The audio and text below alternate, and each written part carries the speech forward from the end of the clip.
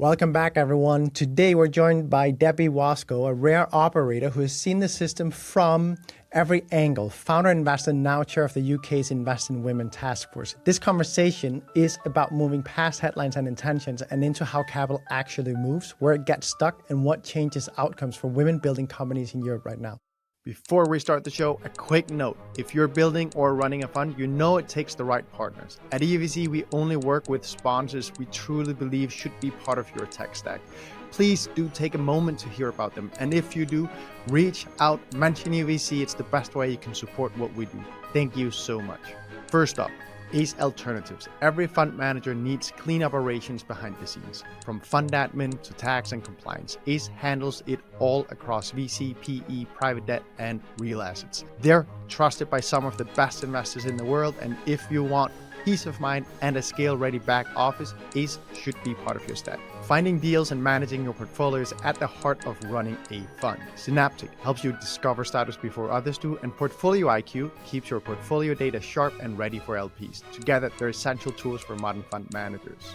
When it comes to legal, you need a team that truly knows venture. Haynes Boone supports LPs, GPs, startups, and scale-ups across the full fund lifecycle. Smart managers make Haynes Boone part of their stack. We have two at EUVC. Tech Barbecue.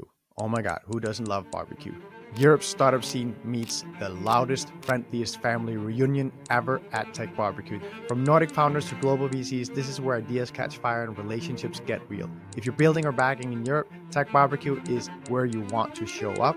And hey, if you've got a big fun announcement coming up, want to hit the headlines, or just want to tell your story out, do reach out to us because we'd love to help. And we've got some killer partners to help you get in the right media places. They've helped us land Bloomberg, CNBC, Financial Times, Forbes, and many more for the EUVC Summit, and we'd love to do the same for you. This was their finest hour. Tear down this wall. It's more than just an alliance. This is a union of values. Let's start acting. This show is not investment advice, and the hosts of this episode may be invested in the funds and companies featured. Debbie, welcome to the podcast. Hi, thank you for having me. Looking forward to chatting. Debbie, we just spoke about the fact that you've done about 1 million podcasts, but to those that don't know you just yet, could you just give them all an introduction to who you are and how you've come to be in such an important position as you are today? Thank you. Well, I started my first business in 1999 when I suspect a lot of your listeners were not necessarily alive. And I've been UK-based for my entire career, whilst on the operator side being very global and raising capital all around the world from anyone who'll have me, from angels through to syndicates, through to high net worth, venture, private equity, and built 3 businesses to exit over this 25-year arc, and have always had a sense of purpose in what I do, very much focus on the female audience with my businesses, particularly Love Home Swap and Albright. And in all of this, the single point of difference for my career success is that I'm really good at asking men for money. Because if I wasn't good at asking men for money, I wouldn't have had a career. And the stats around the gender inequity in fundraising across the world, but particularly in the UK where I'm based, have been the stark reality of my career as an operator. And so as I enter my 50s, I'm 52 in a few weeks' time, I've spent the last couple of years as part of my portfolio having a very singular focus on changing the way that capital flows and on getting more female investors backed, because a female investor is twice as likely to back a female entrepreneur as a male investor. And also because I think you need to create carrots as well as stick in the life of any founder or investor. And the bane of all of our existence is raising money, right? It's just a huge pain. As a time soak, you have to have the thickest rhino hide in the world to take the nose. And that goes for me no matter how many times I've done it. And what I want to do is to change the conversation for female entrepreneurs and mixed teams, because this is a conversation that we need to have with men. We can't just have it in the echo chamber of women only. So a female entrepreneur delivers better returns than a male entrepreneur, 35% better returns. But mixed teams are a big part of the unlocker here. And I want to encourage male founders and male investors to have women by their side, because that's the way that we create better returns. And that's what we're in the business of doing, right, as funders and as founders. Yeah. And we're going to talk about all of these parts that you're just touching now. But before we go there, let's just make sure that everyone also know Invest in Women as a task force.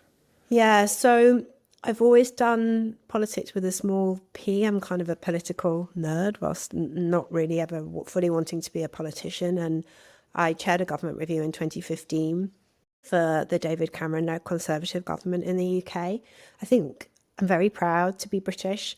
And I'm also very, very positive as a person. I don't like negative conversations and I don't like a negative echo chamber. And I think one of the things we're brilliant at in the UK is actually opening the political conversation to entrepreneurs. I don't think that happens anywhere else in the world in the way that it does here. And so recognizing that there was a point of inflection with making this conversation around the gender inequity that female entrepreneurs and female investors face a political conversation. And the reason for doing that is I think politicians and the political process in the UK has a convening power that brings a topic to the top of an agenda. So I was appointed to co-chair something called the Invest in Women Task Force. And it was a political appointment by the last government, the Conservative government in the UK. And I think the only political appointment that ported to the other side, where in the UK we do have our first female chancellor in over 800 years of the institution. And that does make a difference, right? So I co-chair the Invest in Women Task Force. It's industry-led and government-backed. And it has a singular objective, which is to change the way that institutional capital flows in the UK to create more gender equity, not as a D&I initiative, but as a way of driving outsized returns for UK PLC. It's an unashamedly British initiative. I co-chair it with a fantastic woman called Hannah Bernard, who did run business banking at Barclays, who've been a huge supporter of the initiative and just started this week at Nationwide, running their consumer banking. And I think it takes a banker and an entrepreneur to try and deliver on something like this, right? Because it's a big initiative, and I've spent a lot of my career looking at some other equally worthy, important topics, whether that's mentorship or networking, but let's be real. No female entrepreneur in the middle of a fundraise ever said, I need a bit more mentoring, please, right? She wants money.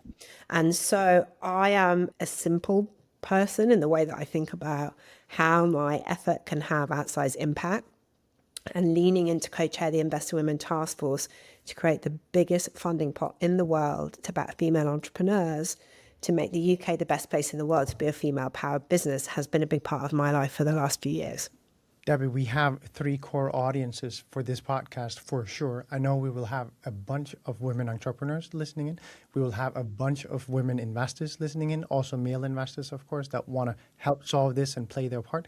And then we will have some ecosystem players, some government people that are also trying to structurally figure out how can we do this, what can we learn from what you've done. So let's go through each of them, try and define a bit the playbook or the most important initiatives or the most important changes that each can make. So if we start with the founder, the most important unit in all of this, we could argue, what should a woman entrepreneur do? What are the most important things that they do mindset-wise, that they do in the structure, that you see them getting wrong, that you see that maybe men are better at, or that stories that are being told that are incorrect? What do you think is the most important thing to say to women that are tuning into today? I think the biggest myth is that women don't found businesses. They do. And what the data shows is that 1 in 5 of high growth businesses in the UK, and so we class that as businesses that are capital ready. You know, I accept there's a universe of businesses that don't want to raise money, that don't need to raise money, for whom this isn't a relevant conversation. But I am focused on businesses that are capital worthy, that are in stages of investment readiness, that can deliver returns for investors, and frankly, that can make women rich, right? That's my dog in the fight. The gender pay gap begets the gender saving gap. It means we just don't have enough money. I think unashamedly for the female founder, talk about money, think about money. Don't be apologetic about wanting to make money. I see that a lot, right? So I think number 1 is be ready. Number 2 is recognize that whilst it's 1 in 5, it's only 2% that are making it through IC. So the funnel is complex. That isn't, I don't think, because men are egregiously sexist, although I've got war stories as everybody has. I think it's just that an investor's job is to pattern match, and we don't always look and sound like the businesses that have delivered returns in the past. Not always the case. Often women tend to found consumer businesses. They often speak to the female experience. So one of the businesses that I exec chair and I'm a significant shareholder in is called the Better Menopause. Even with my track record, when pitching the business to a range of investors, one of whom shall remain nameless, he was like, I love this, but isn't it a bit niche? And you're like, it's not really niche because like every It's only woman's half the population. right. So like we have to recognize, and every female entrepreneur who's founding a business that speaks to the female experience has an example of that. Now, those aren't all the businesses that women found. One of the reasons that the stats are going backwards, however, is women aren't tending to found businesses in AI. We know that the bulk of significant fundraising in 2024 and 5 were into AI. So I think my advice for female entrepreneurs is work on your network, but get clear on the ask, and make sure that you are selling yourself and your story in the way that a man would. You know, Madeleine Albright's my hero. My business Albright, which I sold in 2022, was named after her. And she talked a lot about wanting excellent women to have the confidence of a mediocre man. And I think that that's true.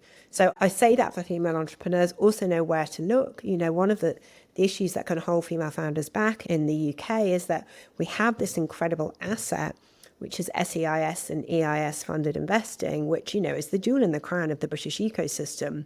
Female angel investors are fewer than male angel investors. They don't know about it.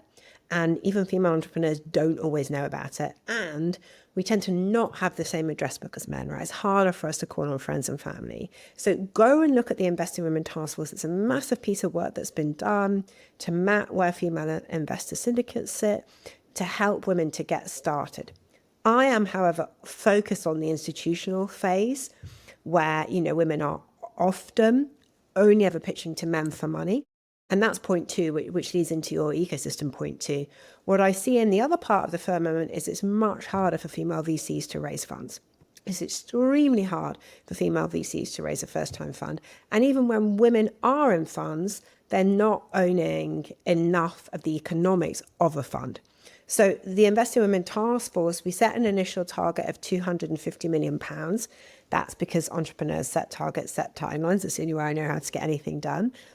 And that was in year 1. We're now, you know, almost 2 years into the initiative, and we've raised £635 million worth of money, which was super hard. Nobody gave it to us. It's not taxpayers' money.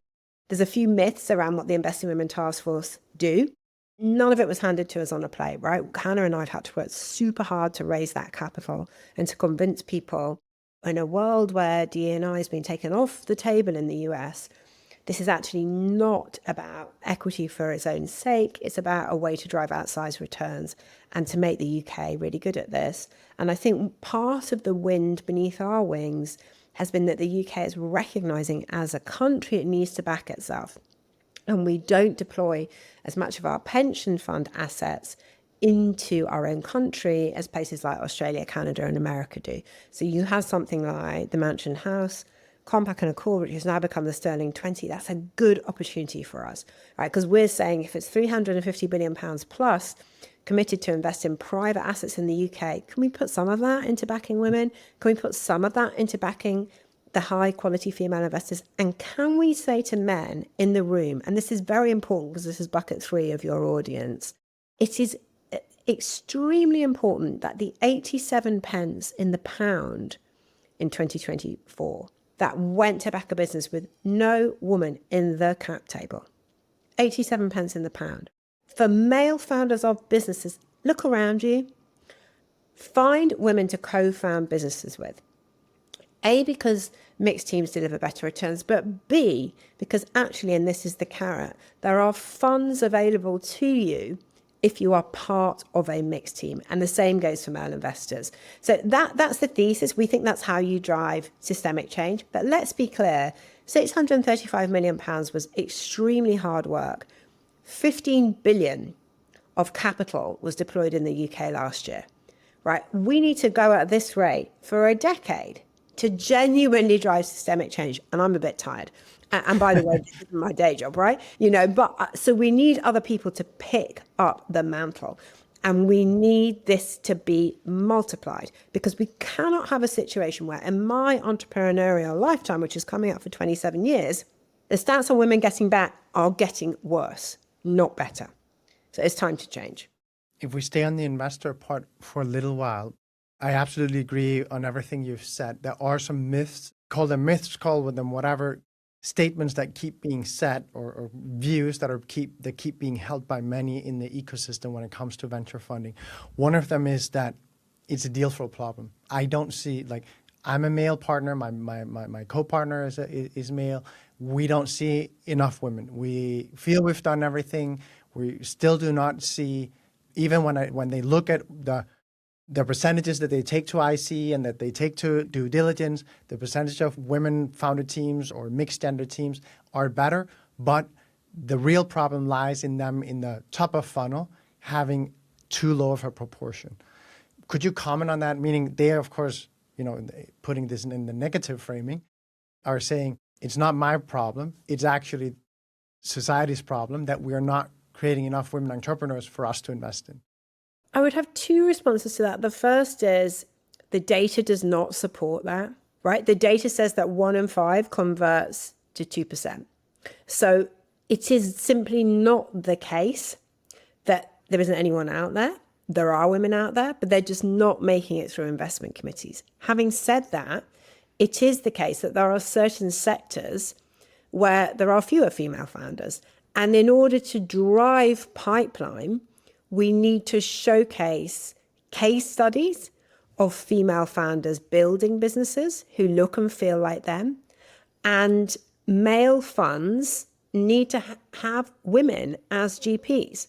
They just do, because I can't really explain what it's like to spend your whole life having to ask men for money, but it's fucking weird, right? So it is the case when I look at my businesses, and I chair 2 startups at the moment, Better Menopause and an AI business called Fit that's launching in February. I do gravitate towards having conversations with female investors if I can, because otherwise the inequity in my life is too great, right? So I think it's that. I think that we, as men, you need to try harder, right? You need to try harder to recruit women. You need to have gender balance investment committees. Do you? I mean, you probably don't, because most funds don't.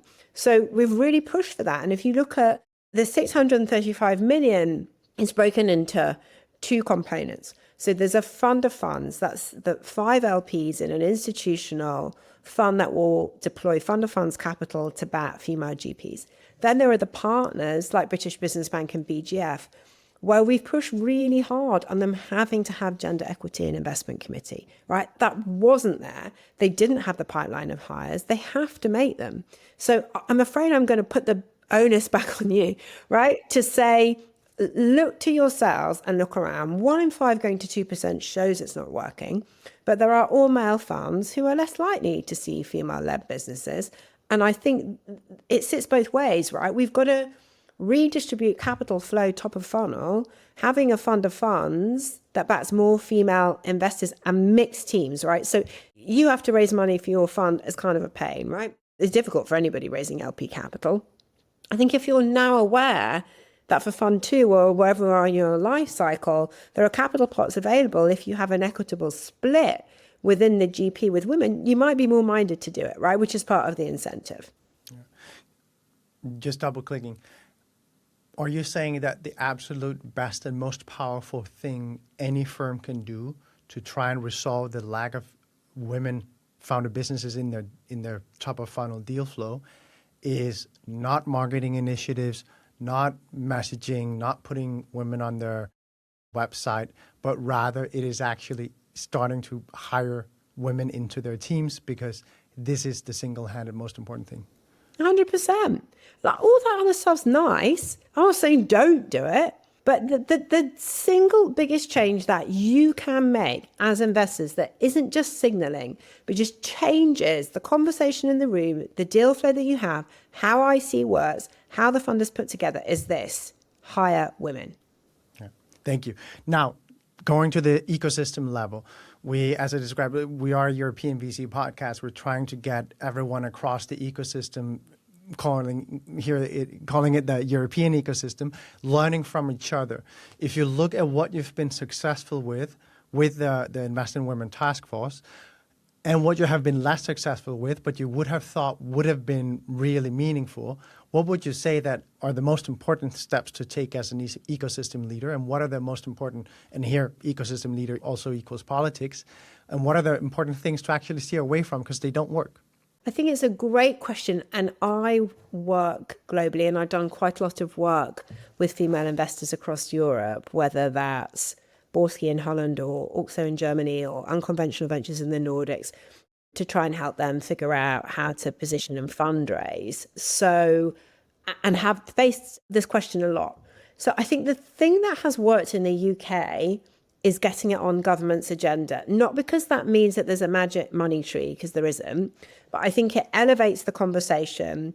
It creates a focus and a timeline, and it creates media interest, and it allows very senior rooms to be convened. So if I look at some of the big ecosystems across Europe, in France and Germany and the Netherlands, in Central Europe, what has unlocked things in the UK has been institutional capital, pension fund capital, retail bank capital, people like Visa Foundation who've come to the table as an LP in the fund of funds. I would encourage other countries to look at whether they can elevate this either onto the political agenda, if that's appropriate, or to have some moment in time with a ticking clock where that institutional capital is convened and asked a very real question, which is, will you support this?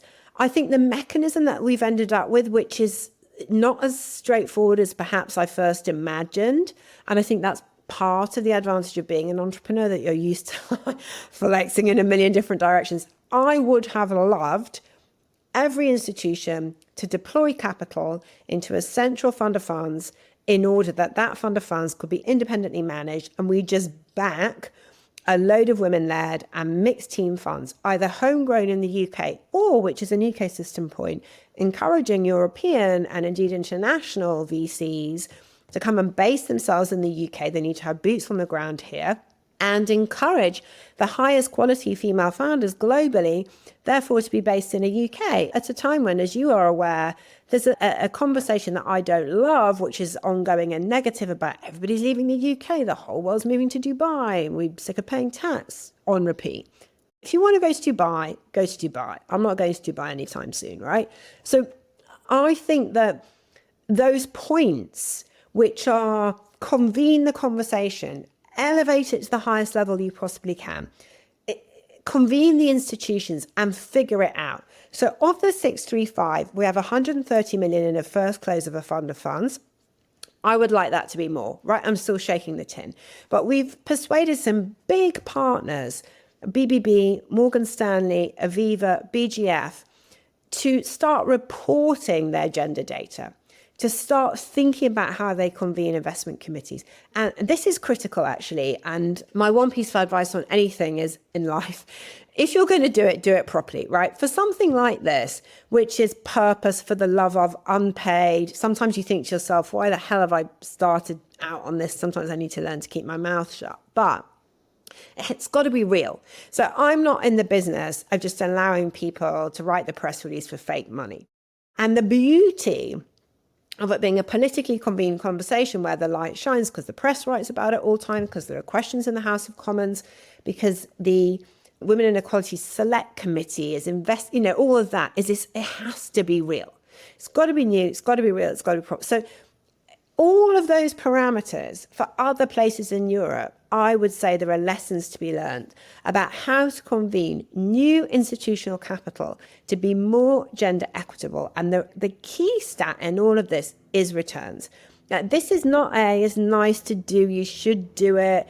And for investors who've really signed up to this and committed, they're like, thanks, this is a way for me to find untapped alpha. Debbie, before I let you go, because I do want to let you get back to your important work, but I want to ask you, we are at a very special moment where DEI and ESG has really, the tree has been rattled quite considerably. Could you just now, and we're looking at the calendar year of 2026, 14th of January, Could you tell me just reflect a bit on the moment in time we're at? Where are we really? What do you think will happen going forward? How would you recommend that people think about this moment? Felt more worried than I ever had last year about what was happening to feminism. And I don't want to get into a geopolitics conversation, but there are obvious reasons why this is a time to be alive as a woman, where you feel like everything that's happened since the pandemic, which sent women back into the kitchen, in my opinion. I feel very worried. I've been publicly worried about this, and not everybody agrees. It's a controversial topic. But I feel worried about flexible work and work from home and hybrid work as to whether that just takes women out of the boardroom. I worry what happens if women are not visible. I worry that being at home just gives us extra burden for the house and the kids. And I speak as someone who's got a 15 and a 17-year-old. So I've been worried about feminism since 2020. From a geopolitical perspective, there's stuff happening now that I never thought would happen in my lifetime. And I think being a woman in the public eye means that you're getting an unprecedented level of shit. And I feel like it's given institutions the opportunity, because of the DE&I order in the US, to change the way that they think about backing some of these initiatives. And, because I'm always optimistic, this is the best time ever to show that actually a conversation around gender equity is a conversation around performance. Right? That's what I'm interested in. I do my charitable work. I do the Women's Prize for Fiction. I do. This is not this. This is not a charity, right? This is about providing institutions and in my dog in the fight, the UK, an opportunity to make more money. Because what motivates me is money and women making more money, right? I have through my core, we need to be economically independent. And so actually the positive spin on 2026 is I think we've got more incumbent female billionaires. We have a wealth transfer that's happening just through aging out in families to put more money in female hands. We've got more women in the UK earning more than £100,000 than ever. And these are plenty of reasons to be cheerful. Because for the Investing Women Task Force co-chair role, I'm in the business of backing more women so that women and men can make money from backing women. And I feel very positive about the year to come. Incredible note to end on. Debbie, thank you so much for taking the time to join us on the podcast today. I think it's incredibly important work that you do. And I think everyone that tuned in today got to know a bit about how you can actually make the world a better place. Thank you so much. Thank you. Before we start the show, a quick note. If you're building or running a fund, you know it takes the right partners. At EUVC, we only work with sponsors we truly believe should be part of your tech stack. Please do take a moment to hear about them. And if you do, reach out, mention EUVC. It's the best way you can support what we do. Thank you so much. First up, ACE Alternatives. Every fund manager needs clean operations behind the scenes. From fund admin to tax and compliance, ACE handles it all across VC, PE, private debt, and real assets. They're trusted by some of the best investors in the world, and if you want peace of mind and a scale-ready back office, ACE should be part of your stack. Finding deals and managing your portfolio is at the heart of running a fund. Synaptic helps you discover status before others do, and Portfolio IQ keeps your portfolio data sharp and ready for LPs. Together, they're essential tools for modern fund managers. When it comes to legal, you need a team that truly knows venture. Haynes Boone supports LPs, GPs, startups, and scale-ups across the full fund lifecycle. Smart managers make Haynes Boone part of their stack. We have two at EUVC. Tech Barbecue. Oh my God, who doesn't love barbecue? Europe's startup scene meets the loudest, friendliest family reunion ever at Tech Barbecue. From Nordic founders to global VCs, this is where ideas catch fire and relationships get real. If you're building or backing in Europe, Tech Barbecue is where you want to show up. And hey, if you've got a big fun announcement coming up, want to hit the headlines, or just want to tell your story out, do reach out to us because we'd love to help. And we've got some killer partners to help you get in the right media places. They've helped us land Bloomberg, CNBC, Financial Times, Forbes, and many more for the EUVC Summit, and we'd love to do the same for you. This was their finest hour. Tear down this wall. It's more than just an alliance. This is a union of values. Let's start acting.